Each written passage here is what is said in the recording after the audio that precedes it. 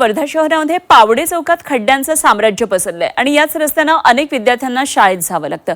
खड्ड्यात पडून अनेक विद्यार्थी जखमी झालेत। त्या शाळेत जायचं कसं असा सवाल झी24 तासच्या जेन अल्फा रिपोर्टर्सनं प्रशासनाला विचारलाय।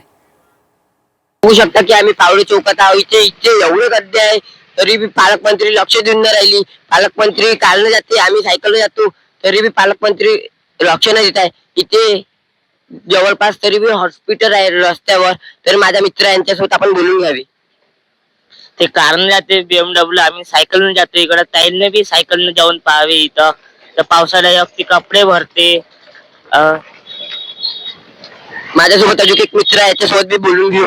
आम्ही इथून हर रोज जाणे येणे करतो। आमचे लहान भाऊ राहते तरी आम्हाला बहुत त्रास होते ना। पावसाळ्यात तर अजून बहुत त्रास होते। आमची शाळा इथेच आहे जवळ, आम्ही इथून हर रोज जाणे येणे करतो, तर बहुत त्रास होते। घरी पडला होता माझा भाऊ इथंच, तर त्याला बहुत लागलं होतं। तर त्याला हॉस्पिटल मध्ये त्यांचं असं म्हणणं आहे की ते जवळपास लय सारे हॉस्पिटल आहे तरी भी लक्ष देत नाही। मी मागे पडलो होतो, तर यांना काही करावे। BMW कार आहे, नाही ते कधी कार देऊन द्यावी आम्हाला बी, आम्ही बी कारने जातो। आपला एक कार देऊन द्यावी, आम्ही कारने चाललं जाईन। इथे एवढे गड्डे आहे, यांना एक वेळा सायकलने येऊन पाहावे। माझ्यासोबत सोहम, कॅमेरामॅन, पत्रकार अंगद तांबरे।